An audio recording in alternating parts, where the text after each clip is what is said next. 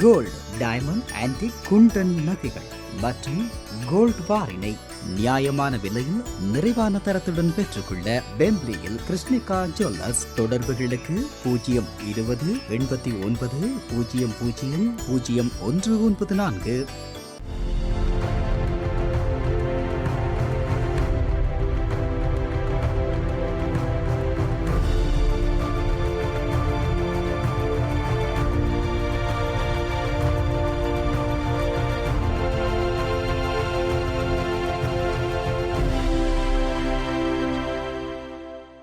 வணக்கம். இது ஐபிசி தமிழின் செய்தி வீச்சு.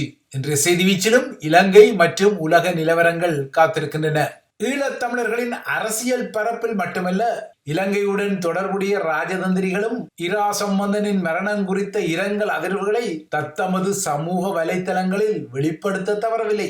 இப்போது அசையா நிலை உடலமாக இருந்து அஞ்சலிப்புகளை பெற்றுக்கொள்ளும் இரா சம்பந்தன் தனக்குரிய இறுதி கிரிகைகளை எதிர்கொண்டு தகன நிலைக்கு செல்லும் வரை இவ்வாறான அதிர்வுகள் தொடர்வது இயல்பானது. இன்று காலை ஸ்ரீலங்கா தலைநகர் கொழும்பில் பொரளை பகுதியில் உள்ள தனியார் மலர்ச்சாலை ஒன்றில் அஞ்சலிக்கு வைக்கப்பட்ட இரா சம்பந்தனின் உடலம் நாளை ஸ்ரீலங்கா நாடாளுமன்றத்தில் லயன் ஸ்டேட் எனப்படும் ஸ்ரீலங்காவின் அரச மரியாதையையும் பெற உள்ளது. பொதுவாகவே அரச இறுதிச் சடங்குகளுக்கு முந்திய நிலையில் இவ்வாறான லயன் ஸ்டேட் மதிப்பு வழங்கப்படுவது வழக்கம் என்றாலும், இரா சம்பந்தன் நாடாளுமன்ற உறுப்பினர் என்ற தகுதி நிலையில் மரணித்ததால் கொழும்பு அதிகார மையத்தின் இந்த மதிப்பளிப்பு கிட்டுவதாக தெரிகிறது. இரா சம்பந்தனின் மரணத்துக்கு தனது இரங்கலை தெரிவித்த ஸ்ரீலங்காவின் முதன்மை தலைவர் ரணில் விக்ரமசிங்க, இலங்கையின் ஒரு தேசிய தலைவராக இருந்த இரா சம்பந்தன் நாட்டில் ஏற்பட்ட பிளவுகளை குறைக்க அயராது பாடுபட்டதால் அவரது இழப்புக்கு நாடு இரங்கல் தெரிவிப்பதாகவும் குறிப்பிட்டுக் கொண்டார். ஈழத் தமிழர்களுக்காக இயங்கிக் கொள்வதாக கூறும் அரசியல்வாதிகளை விட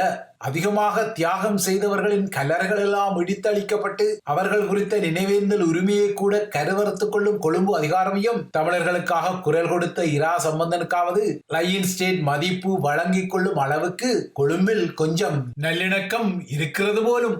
கடந்த ஞாயிறு இரவு இரா சம்பந்தன் மரணித்துக் கொண்டார். ஆயினும் இன்று வரை அவரது மரணத்திற்கான காரணம் தமிழரசு கட்சியால் அறிவிக்கப்படவில்லை.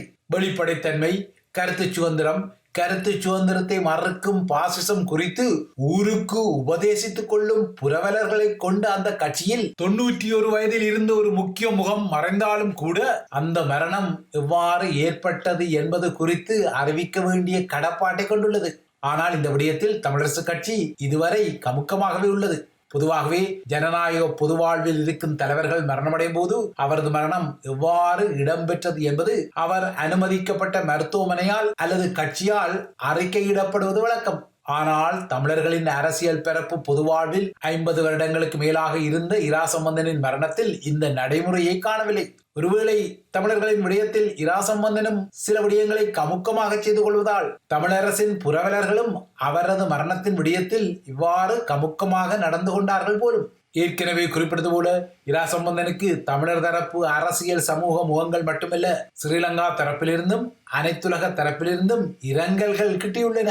அந்த வகையில் ஸ்ரீலங்காவில் ரணில் விக்ரமசிங்க முதல் சஜித் பிரேமதாச வரை, இந்தியாவில் பிரதமர் நரேந்திர மோடி முதல் தமிழக முதல்வர் ஸ்டாலின் வரை, அதேபோல ராஜதந்திரிகளில் சந்தோஷ் யா முதல் ஜூலிசங் வரை, அதற்கும் அப்பால் இலங்கையில் உள்ள ஐநா ஒருங்கிணைப்பாளர் மார்க் ஆண்ட்ரே பிரான்ச் வரை தத்தமது தரப்பில் இரங்கல் செய்திகளை வெளியிட்டுக் கொண்டனர். ஆனால் இவ்வாறான இரங்கல் செய்திகள் வெளிப்பட்ட அதே சமூக வலைத்தளத்தின் இன்னொரு முனையில் இரா சம்பந்தன் மீதான விமர்சனங்களும், கவிஞர் தாமரை எழுதிய மரணித்தவர்களை விமர்சிப்பதில்லை என்ற தமிழர் நன்மரபுக்கும் காலாவதி உண்டு, காலத்துக்கேற்ற மாற்றமும் அதில் உண்டு என்ற வார்த்தைகளின் உலாவுதல்களும், மக்களுக்காக வாழ்ந்தவரின் மரணம் மலையை விட கனமானது எனவும் தனக்காக வாழ்ந்தவரின் மரணம் இறகை விட லேசான பாரங்கொண்டதென சீன தலைவர் மாவோ சேதுங் சொன்ன வரிகளின் உலாவுதல்களும் இருக்கத்தான் செய்தது.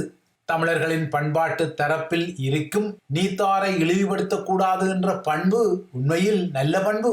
ஆனால் அதற்காக அரசியல்வாதியான இரா சம்பந்தனின் அரசியல் பலவீனங்களை அவரது மறைவுடன் நினைவூட்டிக் கொண்டால் அது ஒன்றும் அதனை இழிவுபடுத்துதல் இல்லென்றால் நீத்தாரை அவமதிக்கும் வகைக்குள் அடக்கிவிட முடியாது. இது நிச்சயமான புரிதலுக்குரிய விடயம். பொது வாழ்வில் உள்ள ஒருவரின் மறைவுக்கு பின்னர் அவரது பெருமநிலை குறித்த புகழாரங்களை ஒரு தரப்பு வெளியிட்டால் இன்னொரு தரப்பு மறைந்தவரின் பலவீனங்களையும் சுட்டிக்காட்டத்தான் செய்யும். ஆகையால் புகழாரங்களோ அல்லது பலவீனங்களை சொல்லும் உணர்வுகளின் வெளிப்பாடுகளோ இரண்டையும் சமநிலையாகவே நோக்க வேண்டும். ஏனெனில் நீத்தாராக இருந்தாலும் அவரது நகர்வுகளால் பாதிப்புகள் இருந்தால் அதனை சொல்வதற்கும் உரித்துக்கள் நிறையவே உள்ளன. இரா சம்பந்தனின் மறைவுக்கு பின்னர் வெளியான அஞ்சலி குறிப்புகளில் அவரது இழப்பு ஈழத்தமிழர்களுக்கு பேரிழப்பு என்ற முத்தாய்ப்பான வசனங்கள் அதிகமாகவே உலா வந்தன. அதேபோல இரா சம்பந்தன் தனது மரணத்தின் மூலம் ஒரு வெற்றிடத்தை ஏற்படுத்தி விட்டதான புகழாரங்களும் அதிகமாக இருந்தன. ஆனால் இவை வெறும் வார்த்தை சிலம்பங்கள் என்பதே யதார்த்தமானது. ஏனென்றால் ஈழத்தமிழ் மக்களுக்கு உண்மையான பேரிழப்பு 2009 ஆண்டிலேயே வந்துவிட்டது. இரா சம்பந்தனை பொறுத்தவரை அவர் கடந்த 3-4 வருடங்களாக துடிப்பான இயங்கு நிலை அரசியலில் இல்லை என்பதும் நோயுடன் அவர் போராடியதும் யதார்த்தமான ஒரு விடயம். ஆகையால் தொழில்நுட்ப ரீதியாக நோக்கினால் அவரது வெற்றிடம் கடந்த சில வருடங்களாகவே இருக்கத்தான் செய்கின்றது. அவ்வாறாக இருக்கக்கூடிய வெற்றிடத்தை பிடிப்பதற்காக தமிழரசு கட்சியில் ஒரு குடிமிப்பிடி இழுவரை கட்சியின் 2ஆம் நிலை தலைவர்களுக்குள் உருவாகி அதுவே இப்போது நீட்சியடைந்து ஸ்ரீலங்காவின் நீதித்துறையில் அல்லாடுவதும் இரா சம்பந்தனின் மரணத்தின் பின்னணியில் நோக்கப்பட வேண்டிய இன்னொரு விடயம்.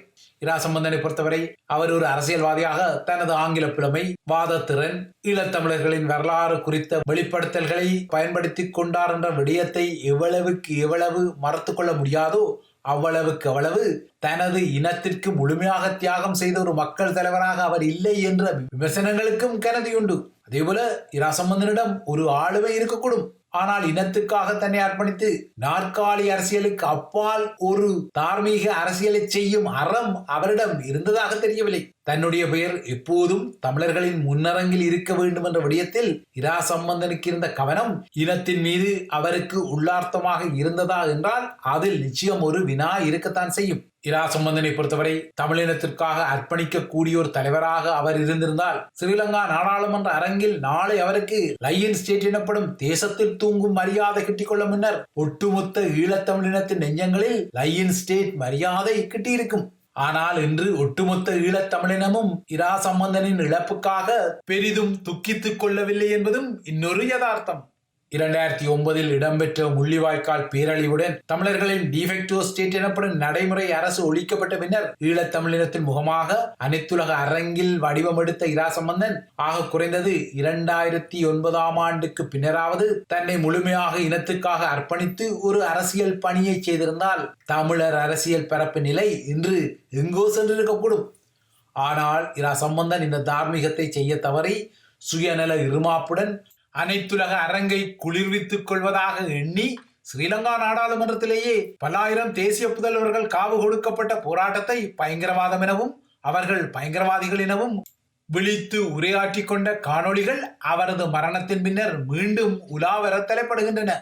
இவ்வாறான நாராசமான சொல்லாடல்களை செய்த அவர் கொழும்பு அதிகார மையத்துடன் ஒப்புக்கு சப்பாக பேச்சுவார்த்தைகளை நடத்தும் ஒரு முகமாக தன்னை அரசியல் ரீதியில் குறுக்கி நகர்ந்தவையே தமிழினத்தின் கையறு நிலையை இன்று மேலும் நீட்சிப்படுத்தியதை அவரது மரணத்தின் நினைவு கூறலிலும் மறக்க முடியாது. எனினும் தமிழர்கள் எதிர்நோக்கிய பிரச்சனைகளுக்கு குரல் கொடுத்த முக்கிய தலைவராக இரா சம்பந்தன் இருந்தார் என்பதை மறுப்பதற்கில்லை.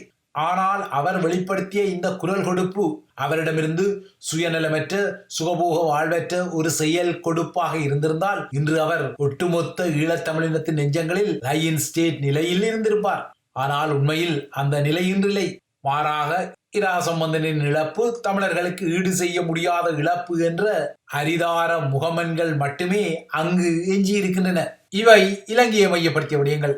அடுத்து அனைத்துலக நிலவரங்களை நோக்கிக் கொண்டால் அமெரிக்க உச்சநீதிமன்றம் முன்னாள் அரசு தலைவர் டொனால்ட் ட்ரம்புக்கு சாதகமாக வழங்கிய ஒரு தீர்ப்பு அரசு தலைவர் ஜோ பைடனை கடுமையாக சீற்றப்படுத்தியுள்ளதால் அவர் அமெரிக்க உச்சநீதிமன்றத்தின் தீர்ப்பை கண்டனம் செய்துள்ளார். அமெரிக்காவில் முடியாட்சி முறை இல்லை என்பதால் அமெரிக்காவில் மன்னர்கள் யாரும் இல்லை எனவும் சட்டத்தின் முன்னால் அனைவரும் சமன் எனவும் அமெரிக்காவின் அரசு தலைவரான தான் கூட சட்டத்துக்கு அப்பாற்பட்டவன் அல்ல எனவும் ஜோ பைடன் குறிப்பிட்டுள்ளார். டொனால்ட் ட்ரம்ப் அமெரிக்க அரசு தலைவராக இருந்த காலத்தில் செய்த சில நடவடிக்கைகளுக்கு குற்றவியல் வழக்குகள் எனப்படும் கிரிமினல் வழக்குகளிலிருந்து இம்யூனிட்டி எனப்படும் விலக்கு பெற முடியும் என உச்சநீதிமன்றம் வழங்கிய தீர்ப்பு தற்போது ட்ரம்புக்கு சாதகமாக மாறியுள்ளது. அத்துடன் உச்சநீதிமன்றத்தின் இந்த தீர்ப்பானது இனிமேல் அமெரிக்க அரசு தலைவர் ஒருவர் என்ன செய்ய முடியாது என்பதற்குரிய வரம்புகளையும் விதிக்க மறுப்பு தெரிவித்துள்ளது.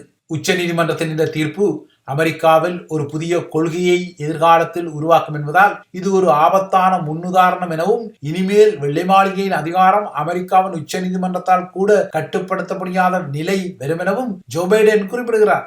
உச்சநீதிமன்றத்தின் இந்த தீர்ப்பால் டொனால்ட் ட்ரம்ப் தன் மீதான குற்றவியல் வழக்குகளிலிருந்து அதாவது கிரிமினல் வழக்குகளிலிருந்து விலக்கு பெறும் நிலை எழுகிறது. இதனால் 2020 ஆண்டில் இடம்பெற்ற தேர்தல் முடிவுகளை மாற்றியமைப்பதற்காக ட்ரம்ப் குற்றங்களை செய்ததான குற்றச்சாட்டுகளுடன் இடம்பெறும் வழக்குகளுக்கான விசாரணைகளை அவர் இனிமேல் எதிர்கொள்வதற்கு வாய்ப்பில்லை. ஆகையால் உச்சநீதிமன்றம் ட்ரம்புக்கு இந்த விலக்கை வழங்கியுள்ளதால் இனிமேல் டொனால்ட் ட்ரம்பை பொறுப்பு கூற வைப்பது அமெரிக்க வாக்காளர்களின் கையில் இருப்பதால் எதிர்வரும் நவம்பர் மாதத்தில் இடம்பெறவுள்ள தேர்தலில் அமெரிக்க வாக்காளர்கள் ட்ரம்புக்கு இந்த விடயத்தில் ஒரு பாடத்தை கற்பிக்க வேண்டும் என ஜோ பைடன் கோரிக்கை விடுத்துள்ளார். அடுத்து ஐரோப்பிய நிலவரங்களை நோக்கிக் கொண்டார். குறிப்பாக பிரான்ஸ் தேர்தல் களத்தை நோக்கிக் கொண்டார். பிரான்ஸ் பொது தேர்தலின் 2ஆம் சுற்று வாக்களிப்புக்கு இன்னும் 4 நாட்களே உள்ள நிலையில் தீவிர வலதுசாரிகளின் அலையை தடுக்கும் வகையிலான தந்திரோபாய வாக்களிப்பு முறைகளுக்கான வியூகங்கள் தீவிரமடைகின்றன. முதற் சுற்று வாக்களிப்பினூடாக ஏற்கனவே 76 வேட்பாளர்கள் 50% மேல் தமக்குரிய வாக்குகளை பெற்று முதற் சுற்றிலேயே நாடாளுமன்ற உறுப்பினர்களாகும் வாய்ப்பை பெற்றாலும் அநேகமானவர்கள் 2ஆம் சுற்று மூலமாகவே தெரிவு செய்யப்பட வேண்டிய நிலை இருப்பதால் இந்த தந்திரோபாயங்கள் தீவிரமடைகின்றன. 2ஆம் சுற்றில் மரீன் லூபனின் ரெசம்பிள்மோ நேஷனல் எனப்படும் தேசிய பேரணி கட்சி தனது தரப்பில் 289 ஆசனங்களை கொண்ட அறுதி பெரும்பான்மையை தீவிரமாக தேடும் நிலையில் ஏனைய கட்சிகள் அதிதீவிர வலதுசாரிகள் அவ்வாறான நிலையை எட்டுவதை தடுப்பதற்காக தமக்கு இடையிலான குதிரை வீரங்களை ஆரம்பித்து விட்டன. குறிப்பாக ட்ரையாங்குலர் எனப்படும் முக்கோண போட்டிக்களம் இப்போது பேசுபொருளாகின்றது. இந்த போட்டிக்களத்தை மொத்தமாக 307 ஆசனங்களுக்குரிய வேட்பாளர்கள் எதிர்கொள்கிறார்கள். ட்ரையாங்குலர் எனப்படும் இந்த முக்கோண போட்டியானது முதற் சுற்று வாக்களிப்பில் குறைந்தபட்சம் 50.5% வாக்குகளை பெற்ற வேட்பாளர்களுக்கு இடையே இடம்பெறும் மும்முனை போட்டியாகும். 2ஆம் சுற்று வாக்களிப்பு எதிர்வரும் ஞாயிறன்று நடைபெற உள்ளதால் அந்த சுற்றில் போட்டியிடும் வேட்பாளர்கள் குறித்த விடயங்களை இன்று மாலைக்குள் அனைத்து கட்சிகளும் தேர்தல் ஆணையகத்திடம் தெரிவிக்க வேண்டும் என்பதால் நேற்று முதல் இன்று பகல் வரை இந்த முக்கோண போட்டியை தவிர்க்கும் வியூகங்கள் வேரியம் பெறுகின்றன. இந்த முக்கோண போட்டியூடாக அதிதீவிர வலதுசாரிகள் வெற்றி அடைவதை தடுப்பதற்கான வியூகங்கள் வீரியம் பெறுகின்றன. இதன் அடிப்படையில் தீவிர வலதுசாரி தேசிய பேரணி வேட்பாளர்களை வெற்றி பெறுவதை தடுப்பதற்காக முதற் சுற்று வாக்களிப்பின் போது 3வது இடத்தை பிடித்த வேட்பாளர் தனது மீளெடுப்பை அறிவிக்க வேண்டிய நிலை எழுந்துள்ளது. இவ்வாறான ஒரு நகர்வு இடம்பெறாவிட்டால் இந்த முக்கோண போட்டியூடாக அதிதீவிர வலதுசாரிகள் தரப்பு லேசாக வெற்றி பெறும் என்பது வெளிப்படையானது என்பதால் இந்த முக்கோண போட்டியை தவிர்ப்பதற்கான மீளெடுப்புகள் தற்போது பேசுபொருளாகியுள்ளன. நேற்றிரவு வரை இடதுசாரிகளும் மக்ரோன் தரப்பு வேட்பாளர்களும் தேசிய பேரணியின் வெற்றியை தடுப்பதற்காகவும் தமது இன்னொரு போட்டியாளரை வெற்றி கொள்ளும் சூழலை ஏற்படுத்துவதற்காகவும் போட்டியிலிருந்து விலகுவதாக அறிவித்துள்ளனர். ஆயினும் தன்னுடன் போட்டியிட்ட போட்டியாளரே வெற்றி பெறும் வகையில் 3வது இடத்தில் இருக்கும் தமது தரப்பு வேட்பாளர்களை மீளெடுப்பதா என்பதில் சில கட்சிகளுக்கு குழப்பங்கள் இருப்பதால் சில கட்சிகள் அதனை இப்போது வாக்காளர்களின் தெரிவாக இருக்கட்டும் என்ற அடிப்படையில் விட தலைப்படுகின்றார்கள். இந்த நிலையில் எதிர்வரும் நாடாளுமன்றத்தில் தீவிர வலதுசாரிகள் அறுதி பெரும்பான்மையை பெற்று ஆட்சியை அமைக்கும் நிலையை தடுப்பதற்காக 3வது பாதையாக ஒரு பன்மை நாடாளுமன்றத்தை உருவாக்குவது பரவாயில்லை என்ற அடிப்படையில் பிரதமர் கேப்ரியல் அட்டால் வாக்காளர்களுக்கு அறிவுறுத்தல்களை வழங்குகிறார்.